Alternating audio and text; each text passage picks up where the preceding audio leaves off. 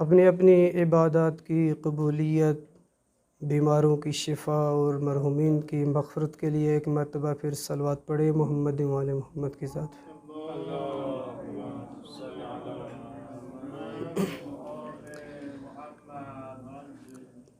اعوذ باللہ السمیع العلیم من الشیطان الرجیم،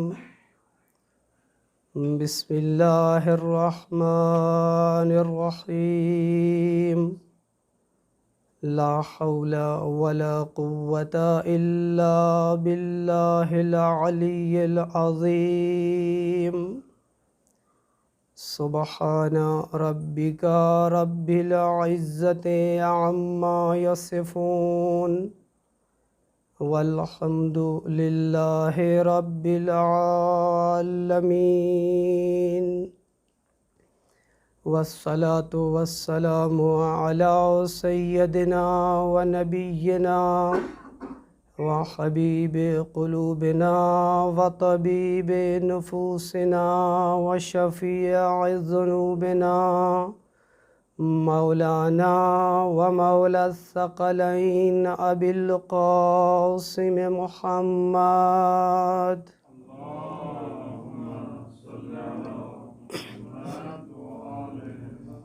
وعلى أهل بيته الطيبين الطاهرين المعصومين، سيما بقية الله روحي وأرواح العالمين مقدمه الفداء، واللعنة على أعدائهم أجمعين، أما بعد، قال رسول اللہ صلی اللہ علیہ وآلہ وسلم، یا علی انت المظلوم، وقال الامام الہادی علیہ الصلاۃ والسلام، السلام علیک یا ولی اللہ، انت اول مظلوم و اول من غصب حقو۔ درود پڑھے محمد و آل محمد کی ذات پہ۔ اللہم صلی علی محمد و آل محمد۔ دعا ہے پروردگار عالم ہمیں ان ایام کو زندہ رکھنے اور راہ ولایت و امامت کو جاری رکھنے کی توفیق عطا فرمائے، اور ان پروگراموں کی برکت سے، ان ایام کی برکت سے خداوند تبارک و تعالی سیرت ائمہ اطہار کو زندہ کرنے اور اس کے ذریعے سے امت کو ظالمین کے ظلم سے نجات دلانے کی توفیق عطا فرمائے۔ درود پڑھے محمد و آل محمد کی ذات پہ۔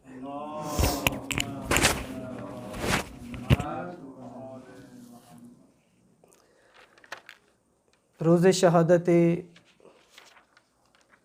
امیر المومنین صلوات اللہ علیہ، آپ عزاداران امیر المومنین کی خدمت میں تسلیت عرض کرتا ہوں، اس دعا کے ساتھ اور اس امید کے ساتھ کہ پروردگار عالم ہمیں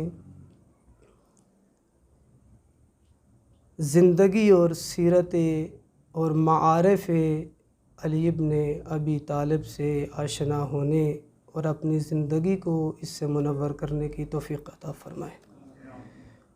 دامن وقت میں زیادہ گنجائش نہیں ہے کہ تفصیل کے ساتھ آپ کے سامنے کوئی مطالعے پیش کیے جا سکیں۔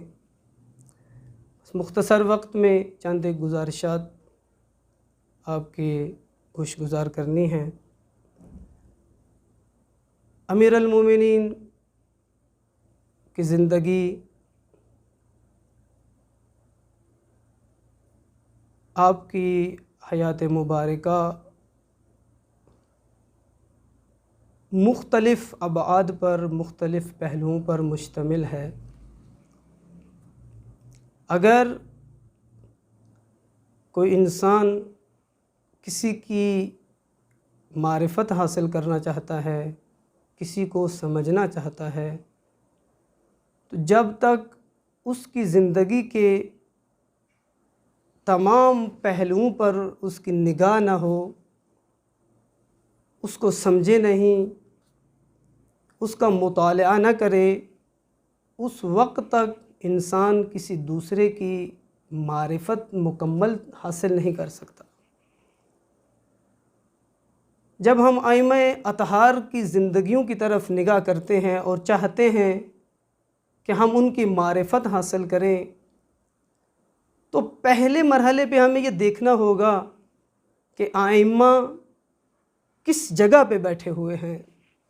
انشاءاللہ اگر توجہ کریں گے تو روزے کی خستگی بھی انشاءاللہ محسوس نہیں ہوگی۔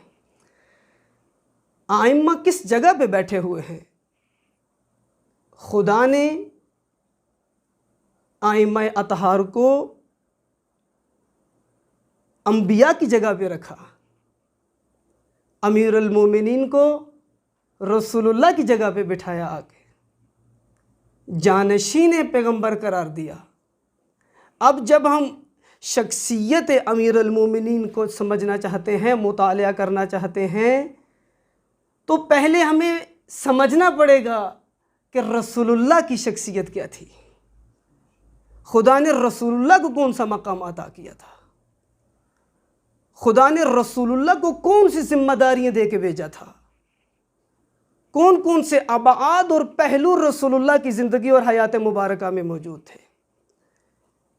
اب جو جانشین پیغمبر بنے گا، جانشین رسول اللہ بنے گا، جب اس کی طرف نگاہ کریں گے تو اب نگاہ وہی نگاہ ہوگی کہ جو نگاہ رسول اللہ کی طرف نگاہ ہو سکتی ہے، اور رسول اللہ کی خاص خصوصیات ان کو اپنی جگہ پہ جدا کرتے ہوئے کہ جو مختص ہیں نبوت اور رسالت کے ساتھ، ان کو جدا کرتے ہوئے باقی جو پہلو ہیں جب تک انسان اس کو نہیں سمجھے گا اس وقت تک معصوم کی حقیقی معرفت حاصل نہیں ہو سکتی۔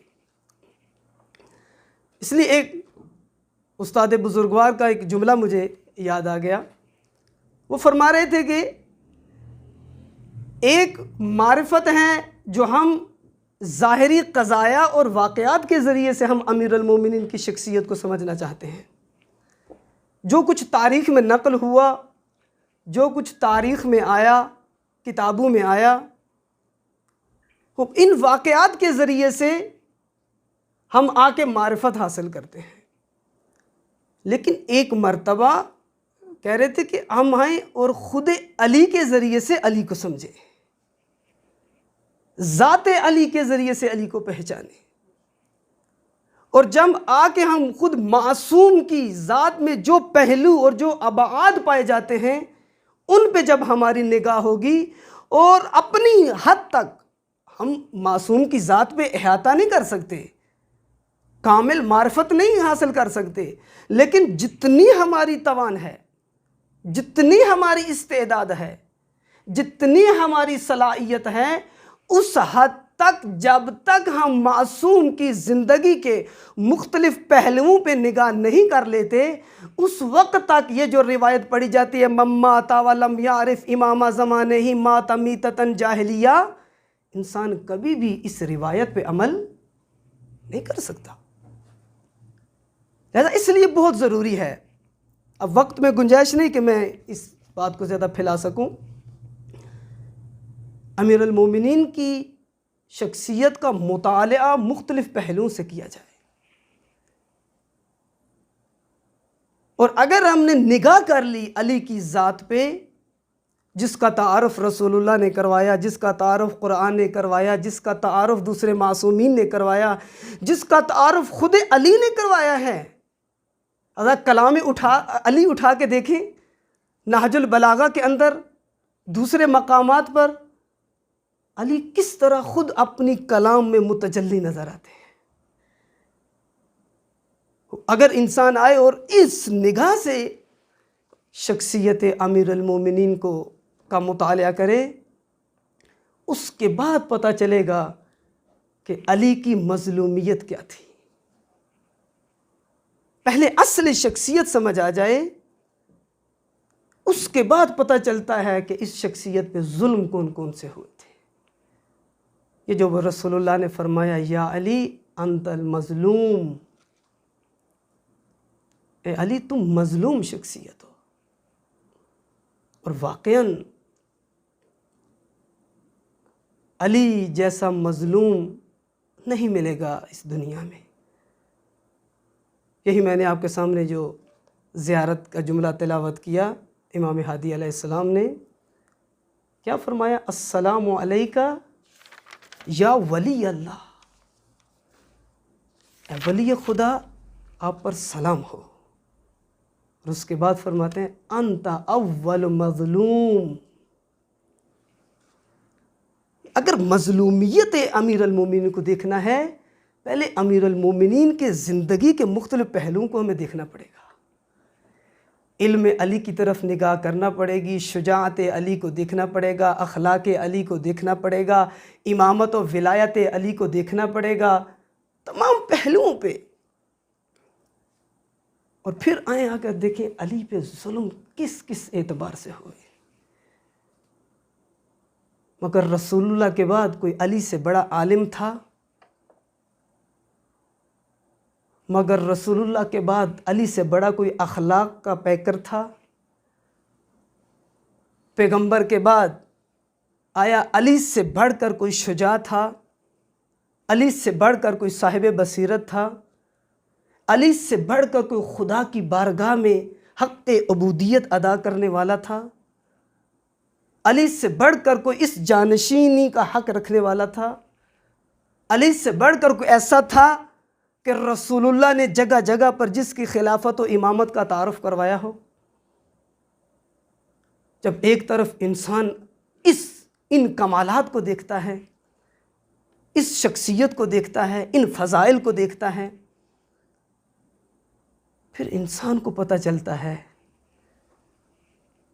کہ علی کتنے بڑے مظلوم انسان تھے، کیا کچھ ہوا علی کے ساتھ۔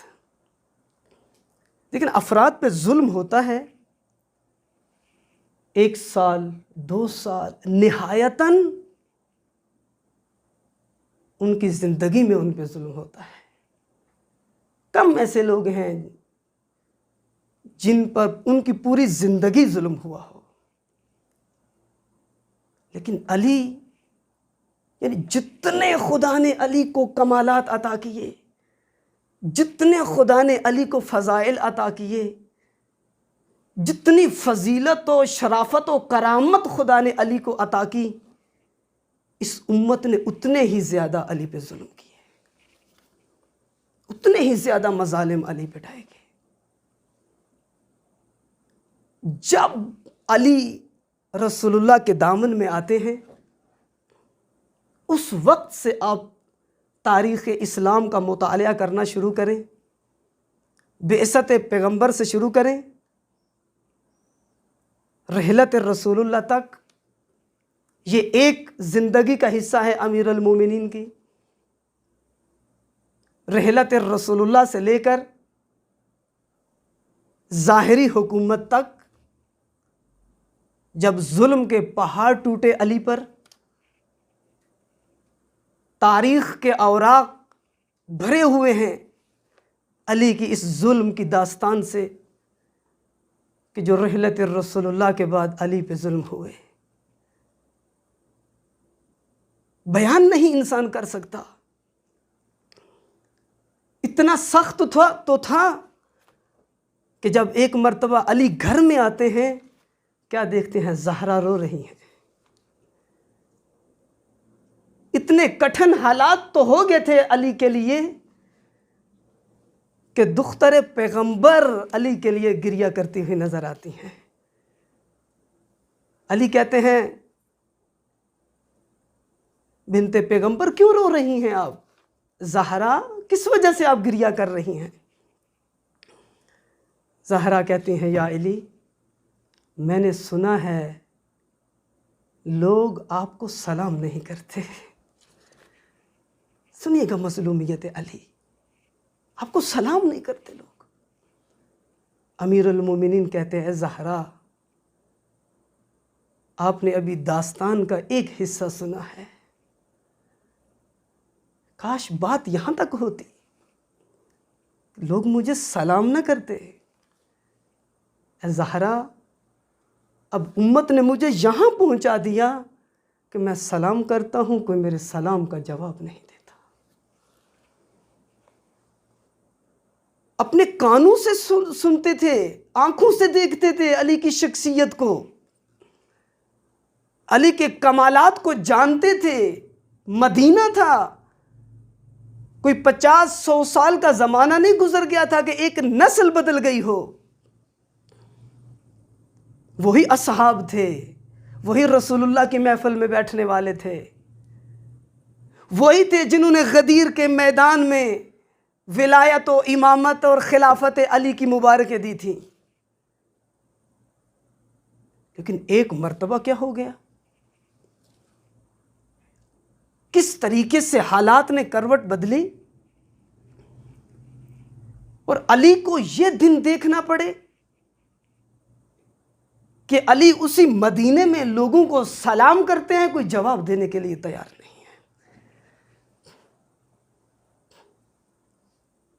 یہ ایک حصہ ہے امیر المومنین کی مظلومیت کا۔ اب ٹائم نہیں ہے میں یہاں پر رکوں اس پہلو پہ کہ اس 25 سال کے زمانے میں امیر المومنین پہ کیا گزری۔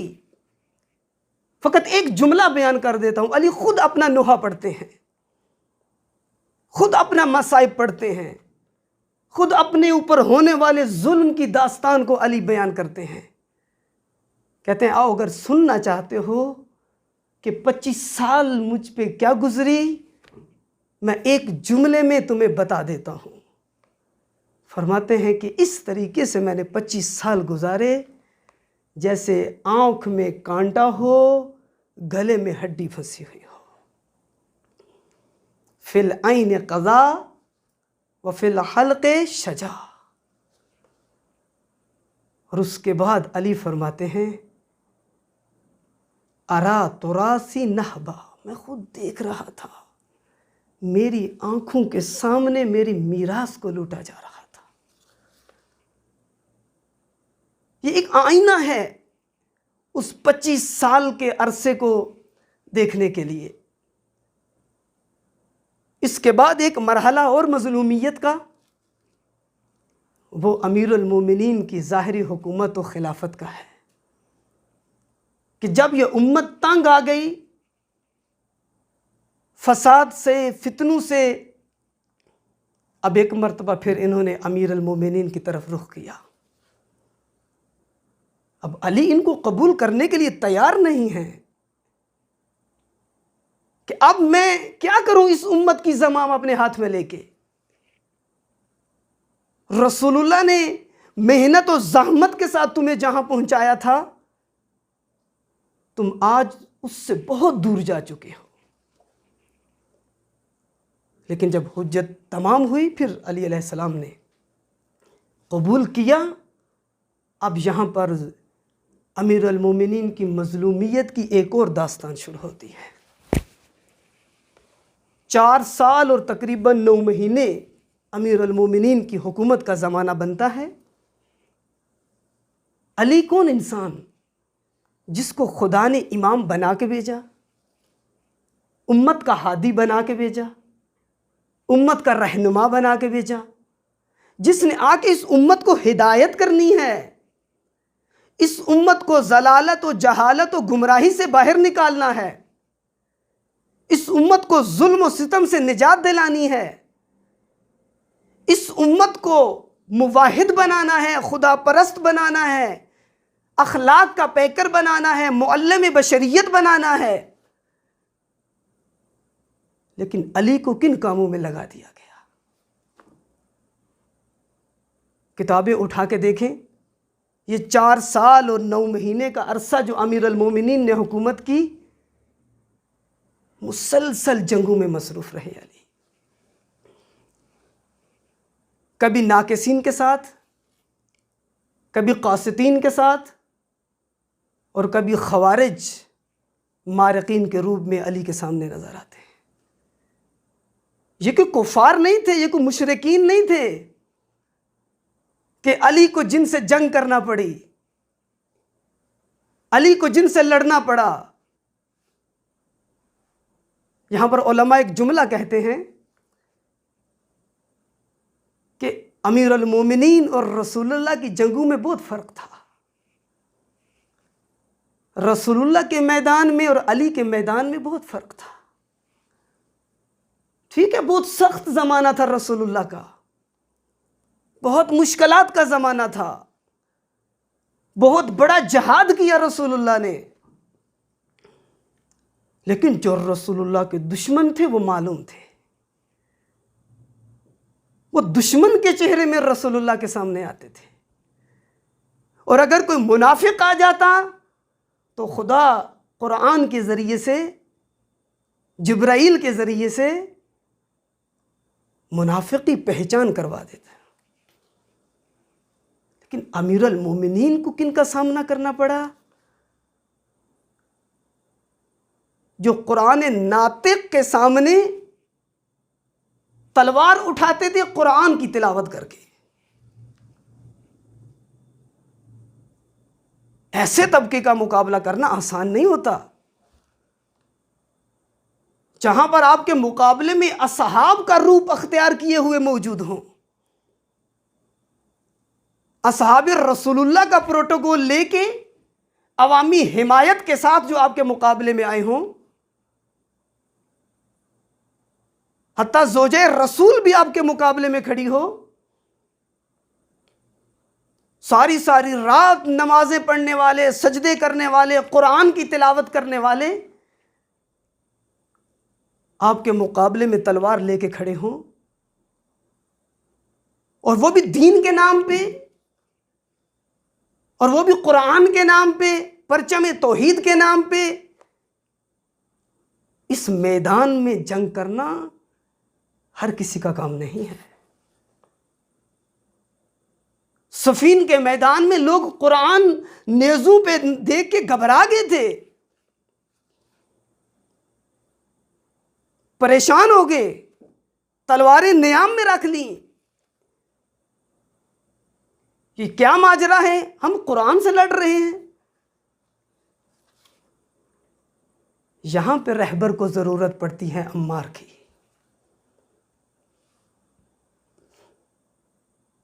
یہاں پر ایسے لوگوں کی ضرورت پڑتی ہے کہ جو فقط ظاہر بین نہیں ہوتے، جو پردے کے پیچھے چھپی ہوئی سازش کو سمجھ جاتے ہیں۔ یہاں پر ایسے لوگوں کی ضرورت پڑتی ہے۔ صفین کے میدان میں اگر عمار جیسے افراد نہ ہوتے، اگر مالک جیسے افراد نہ ہوتے جو مطیع تھے علی کے، تلوار اٹھائی تو علی کے کہنے پہ، اور اگر واپس پلٹتے ہیں میدان جنگ سے تو پھر بھی علی کے کہنے پہ۔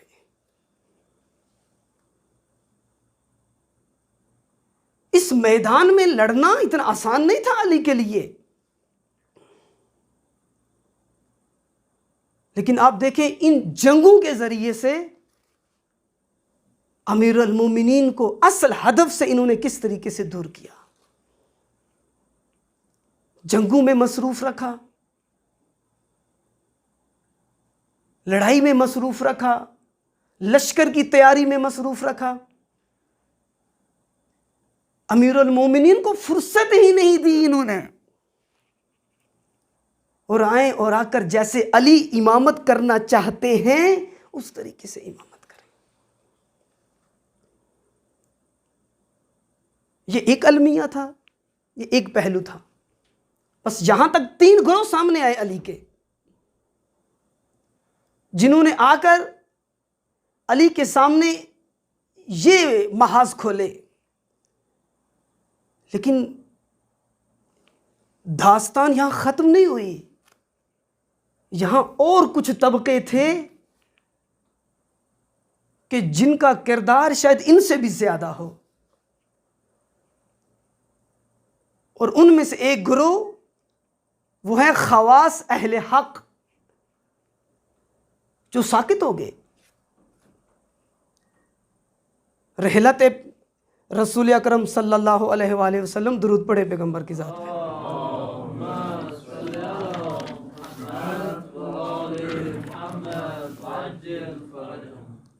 اب دیکھیں، آیا مدینہ خالی ہو گیا تھا اہل حق سے؟ آیا مدینہ اصحاب پیغمبر سے خالی ہو چکا تھا؟ مگر سب اہل حق و خواص اسی مدینے میں زندگی نہیں گزارتے تھے. لیکن ان خواص کی خاموشی نے، ان خواص کی لا تعلقی نے، ان خواص کے آرام سے چپ ہو کر اپنے گھر میں بیٹھ جانے نے کس طرح اللہ کے دین کو مظلوم کر دیا، کس طرح ولی خدا کو مظلوم کیا، کس طرح رہبر الہی کو مظلوم کر دیا. اور ان لوگوں کا سب سے بڑا کردار تھا، اگر یہ لوگ رحلت رسول اللہ کے بعد خاموش اپنے گھروں میں نہ بیٹھتے تو رسول اللہ کے منبر پہ جو لوگ آئے تھے کبھی بھی اس منبر پہ نہ آتے. یہ ایک بہت بڑی مشکل ہے دین کے راستے میں الہی رہبروں کے لیے، کہ جو اپنے آپ کو حامی کہتے ہیں، جو اپنے آپ کو پیروکار کہتے ہیں، جو اپنے آپ کو اہل حق کہتے ہیں، لیکن جب امامت کی وادی میں ان کا امتحان لیا جاتا ہے پھر ناکام ہو جاتے ہیں، پھر میدان چھوڑ جاتے ہیں، پھر میدان سے نکل جاتے ہیں. امامت کی وادی یہ نہیں ہے کہ انسان فقط نعرے لگانے سے اور محبت کے دعوے کرنے سے انسان اس وادی میں داخل ہو جاتا ہے. نہ، امامت کی وادی آزمائشوں کی وادی ہے. امامت کا میدان امتحانوں کا میدان ہے. قدم قدم پہ امتحان ہے، قدم قدم پہ آزمائش ہے. آگے امیر المومنین کو کہتے تھے ہم آپ کے ساتھ لڑنے کے لیے تیار ہیں.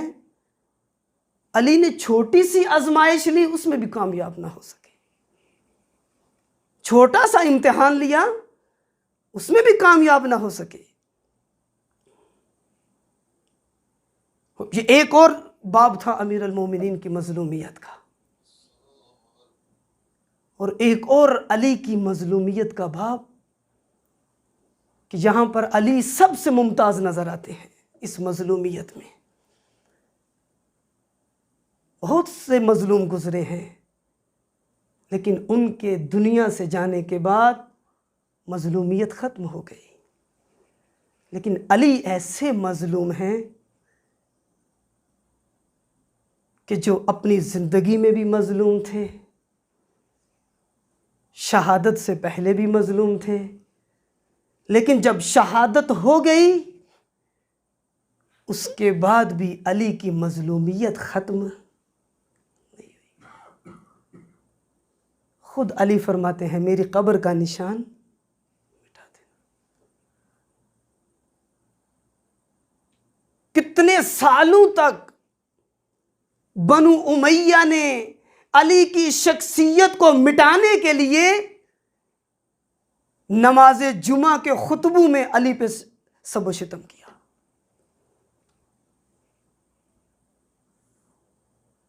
یہ علی امیر المومنین کی زندگی کا جو حصہ ہے شہادت کے بعد کا. یہاں پر رہبر معظم انقلاب کا مجھے ایک جملہ یاد آ گیا.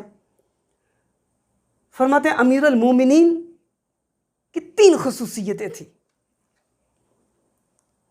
مقتدر تھے، مظلوم تھے، اور کامیاب تھے. توجہ کیجئے گا، مقتدر، مظلوم اور پیروز، غالب، کامیاب. مقتدر کس اعتبار سے تھے؟ علی جیسے انسان کی طرف ذرا نگاہ کریں، ہر طرف دشمنی ہیں، ہر کوئی امیر المومنین کو سرکوب کرنا چاہتا ہے، علی کی شخصیت کو دبانا چاہتا ہے، لیکن آپ امیر المومنین کا ارادہ دیکھیں، کتنا مضبوط ارادہ تھا، کتنے مضبوط ارادے اور کتنی مضبوط شخصیت کے مالک تھے علی۔ سب نے مل کر علی کے ارادے کو توڑنا چاہا، لیکن کوئی بھی علی کے ارادے کو نہیں توڑ سکا، علی کی شخصیت کو نہیں توڑ سکے، علی کو جھکا نہیں سکے، علی کو مغلوب نہیں کر سکے۔ جو بھی علی کے ارادے اور شخصیت کے مقابلے میں آیا، وہ تلوار کا میدان ہو، وہ علم و حکمت کا میدان ہو، یا کوئی اور میدان ہو، ہر میدان میں علی مقتدر نظر آتے ہیں۔ اور دوسرا پہلو مظلومیت علی کا پہلو ہے۔ ہمیں جو مظلوم کا تعارف کروایا گیا کہ مظلوم اسے کہا جاتا ہے جو کچھ نہ کر سکے، جو بے بس ہو، اور ائمہ کا اس طریقے سے تعارف کروایا گیا مظلومیت کا، جبکہ ائمہ کی مظلومیت ایسی مظلومیت نہیں تھی، بلکہ مظلوم تھے لیکن اسی مظلومیت کی حالت میں مقتدر بھی تھے، مضبوط بھی تھے، کمزور نہیں تھے۔ ائمہ کی مظلومیت کو کوئی ان کی کمزوری نہ سمجھے، امیر المومنین کی مظلومیت کو کوئی علی کی کمزوری نہ سمجھے، نہ علی کی مظلومیت امت کی دفاع کے لیے تھی، علی کی مظلومیت اللہ کے دین کے لیے تھی، علی کی مظلومیت راہ رسول اللہ کو زندہ رکھنے کے لیے تھی، علی کی مظلومیت وصیت رسول اللہ پہ عمل کرنے کے لیے تھی۔ اور تیسری خصوصیت، کہا علی کامیاب تھے۔ شہادت امیر المومنین کے بعد کس طرح کوشش کی گئی کہ نام علی مٹ جائے، لیکن آپ تاریخ کا مطالعہ کریں، آپ کے سامنے، آپ کی نگاہوں کے سامنے ہے کہ جتنا انہوں نے علی کے نام کو مٹانے کی کوشش کی، خدا نے اتنا ہی علی کو بلند کر دیا، اتنا بلند کیا، اتنا بلند کیا۔ پیروان علی تو ایک طرف، مسلمان تو ایک طرف۔ آج آپ کتابیں اٹھا کے دیکھیں، جو شخصیت امیر المومنین پہ کتابیں لکھی گئی ہیں، بہترین کتابیں چند ایک وہ ہیں جو غیر مسلموں نے علی کے بارے میں لکھی ہیں۔ یہ علی کی منطق کے غالب ہونے کی علامت ہے، یہ علی کی شخصیت کے غالب ہونے کی علامت ہے۔ لیکن اس تمام قدرت و غلبے کے باوجود ایک طبقہ جس نے علی کی مظلومیت میں بہت منفی کردار ادا کیا، وہی خواص اہل حق تھے، جو ساکت رہے، جو خاموش رہے۔ اب میں چاہتا تھا اپنی بحث کو ذرا آگے لے کے جاؤں، اور وہ اسباب اور وہ عوامل کہ جو مظلومیت امیر المومنین کے پیچھے موجود تھے۔ اب دامن وقت میں گنجائش نہیں ہے کہ میں ان کے بارے میں آپ کے سامنے کوئی گفتگو کر سکوں، پھر امیر المومنین کی مظلومیت زیادہ کھل کے سامنے آئے گی، اور پھر آج ہمیں پتہ چلے گا کہ ہمارے زمانے میں، ہمارے درمیان آج علی زندہ ہیں یا علی مظلوم ہے، آج ہمارا رویہ کیا ہے علی کے ساتھ، آج ہماری نگاہوں میں علی کیا ہیں۔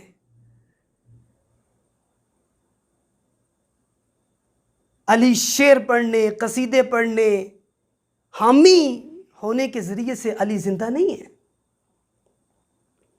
علی کی زندگی علی کے علم کی زندگی میں ہے، راہ علی کی زندگی میں ہے، امامت علی کی زندگی میں ہے، ولایت علی کی زندگی میں ہے، کلام علی کی زندگی میں ہے۔ جب کلام علی، جب راہ علی، جب ولایت و امامت علی ہمارے درمیان زندہ ہوئی، پھر علی ہماری زندگیوں میں مظلومیت سے باہر آ سکتے ہیں۔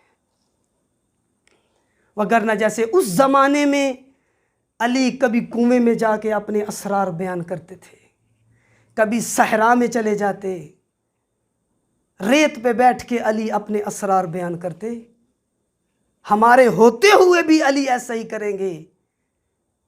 جیسے بہت ساروں کے ہوتے ہوئے علی عمار کی حسرت کرتے تھے، علی جعفر و حمزہ کی حسرت کرتے تھے، ہمارے ہوتے ہوئے بھی علی ایسا ہی کریں گے۔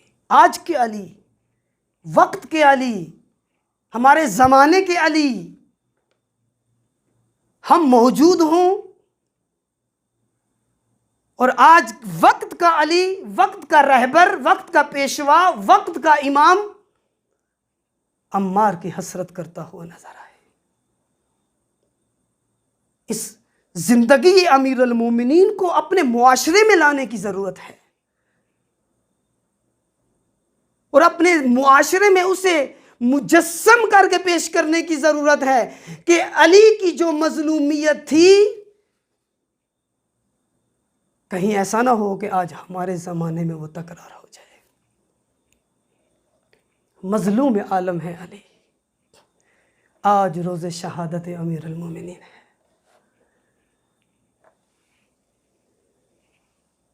آج علی کا گھر عزادار ہے، آج علی کی بیٹیاں عزادار ہیں، آج علی کے بیٹے عزادار ہیں۔ کتنے بڑے مظلوم تھے علی۔ ایک مرتبہ خطبہ دے رہے تھے، یا ایک شخص سامنے سے اٹھتا ہے اور اس نے اپنی مظلومیت کا نوحہ پڑھنا شروع کیا۔ جب امیر المومنین اس کی طرف متوجہ ہوئے، کہا میرے قریب آ جاؤ۔ اسے اپنے قریب بلایا، کہا اور میرے قریب آؤ۔ جب نزدیک آ گیا، اب علی کہتے ہیں اب بیان کرو کیا تم کہہ رہے تھے۔ یہ کہتا ہے یا علی مجھ پہ ظلم ہوا ہے۔ علی فرماتے ہیں کون سا ظلم ہوا ہے؟ کہتا ہے یا علی فلاں جگہ پر میرے اوپر فلاں ظلم ہوا ہے۔ توجہ کیجیے گا، امیر المومنین کی مظلومیت، اس وقت علی نے اپنا نوحہ پڑھا۔ کہتے ہیں اے عبد خدا، تیرے اوپر ایک مرتبہ ظلم ہوا ہے اور تو اس طریقے سے فریادیں کر رہا ہے، آہ و بکا کر رہا ہے۔ علی کی شخصیت پہ نگاہ کر۔ کہا جتنے ریت کے ذرے ہیں، ذرا ان ریت کے ذرات پہ نگاہ کر۔ علی فرماتے ہیں اس برابر مجھ پہ ظلم ہوئے۔ علی کی ظلم کی داستان، علی کی مظلومیت کی داستان بہت طولانی ہے۔ آج علی کی اس مظلومیت کا ایک باب بند ہونے والا ہے اور ایک باب کھلنے والا ہے۔ کون علی؟ جو بہت سارے یتیموں کا سہارا تھے۔ جب تک علی کوفہ میں تھے، کسی یتیم کو اپنی یتیمی کا احساس نہیں ہوتا تھا۔ جب تک علی کوفہ میں زندہ تھے، ان کو اپنے باپ کے جانے کا دکھ نہیں تھا، کمی محسوس نہیں کرتے تھے۔ علی ایک شفیق باپ کی طرح، ایک مہربان باپ کی طرح ہر شب کھجوریں اٹھاتے، کھانا اٹھاتے، علی اپنی پشت پہ رکھتے اور کوفے کے ایک ایک فقیر و یتیم کے دروازے پہ جاتے۔ علی جا کے دستک دیتے، یا دروازے کے پاس رکھ کے چلے جاتے، یا کبھی کسی کے گھر کے اندر جاتے۔ لقمے توڑ توڑ کے علی ان کے منہ میں ڈالتے تھے۔ کہاں سے علی جیسا شفیق انسان ملے گا؟ 19 ماہ رمضان کی سحر کو علی کے سر پہ ضربت لگی۔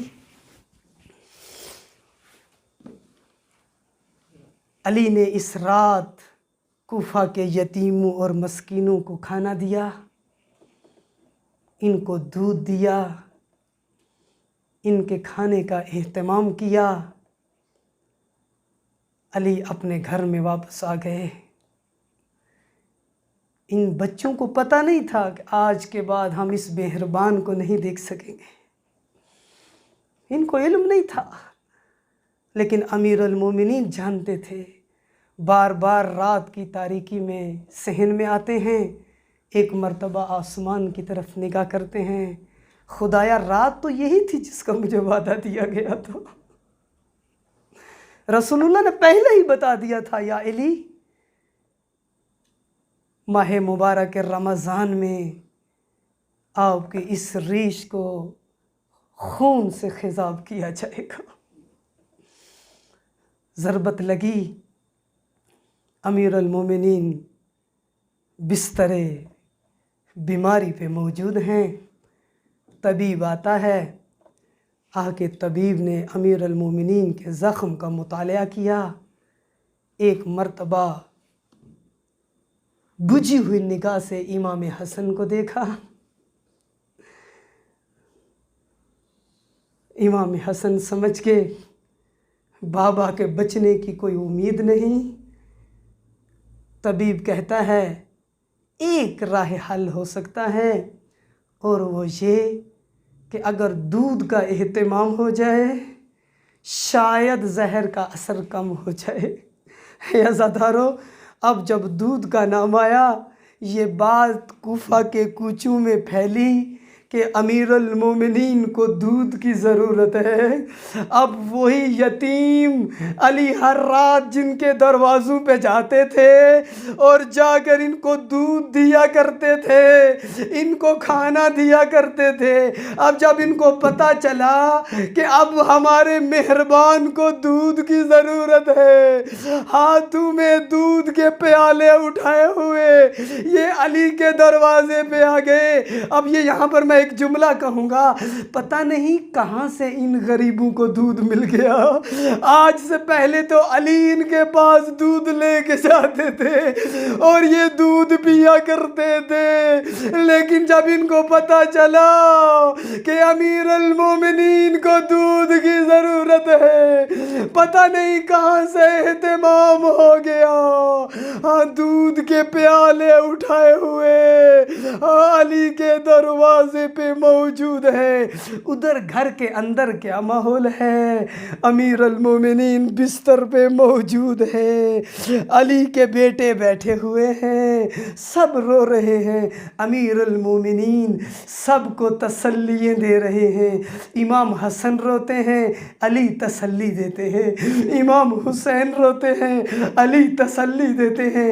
یہاں رہبر معظم اس روایت کو پڑھ رہے تھے، کہا جب علی کی اولاد رو رہی تھی نا، اور علی ایک ایک کو تسلیاں دے رہے تھے، علی ایک ایک کو حوصلہ دے رہے تھے، اور خود نہیں رو رہے تھے، دوسروں کو حوصلہ دے رہے تھے، بیٹا رو نہیں، یہ رونے کی جگہ نہیں ہے۔ ہاں ایک روایت میں تھا جب امام حسین رو رہے تھے نا، اس وقت امیر المومنین کہتے ہیں اے میرا حسین بیٹا تم میرے اوپر گریہ نہ کرو، اے حسین بیٹا کربلا میں تمہارے اوپر جو گزرے گی لا یوما کا یوم کا یا ابا عبداللہ، میدان کربلا میں آپ پہ جو گزرے گی ایسا ظلم کسی پہ نہیں ہوگا۔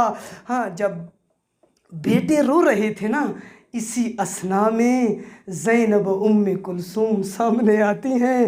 ہاں عزادارو، یہ ایسا منظر تھا جس نے امیر المومنین کو رونے پہ مجبور کر دیا۔ باپ اور بیٹی کا بہت گہرا رابطہ ہوتا ہے، باپ اور بیٹی کے درمیان بہت قریب کا تعلق ہوتا ہے۔ اسی وجہ سے آپ دیکھیں جناب سیدہ پہ جتنے بھی ظلم ہوئے، جناب فاطمہ پہ جتنے بھی ظلم ہوئے، حتیٰ اپنے شوہر کو بھی نہیں بتائے بہت سارے مظالم، ہاں لیکن جب اپنے بابا کی قبر پہ جاتی ہیں زہرا خود اپنا نوحہ پڑھتی ہیں، بابا سبت علیہ مصائب، بابا آپ کی زہرا پہ وہ ظلم ہوئے، اگر سیاہ راتوں پہ ہو جاتے سفید دنوں میں بدل جاتی۔ ہاں باپ بیٹی کا رابطہ بہت گہرا ہوتا ہے۔ جب زینب ام کلثوم علی کے سامنے آئی نا، علی کی نگاہ ایک مرتبہ اپنی بیٹیوں کے چہرے پہ پڑی، کیا دیکھا؟ زینب رو رہی ہے، ام کلثوم رو رہی ہے۔ علی نے جب اپنی بیٹیوں کو روتے ہوئے دیکھا، ایک مرتبہ علی کی آنکھوں سے آنسو نکل آئے، وہ علی جو دوسرے بچوں کو حوصلہ دے رہے تھے، تسلی دے رہے تھے، جب زینب کو روتے ہوئے دیکھا، اب علی تحمل نہیں کر سکے۔ میں عرض کروں گا یا علی، یہ آپ کا اپنا گھر ہے، یہ آپ کا اپنا شہر ہے، آپ کی اپنی اولاد کے سامنے زینب کلثوم رو رہی ہے۔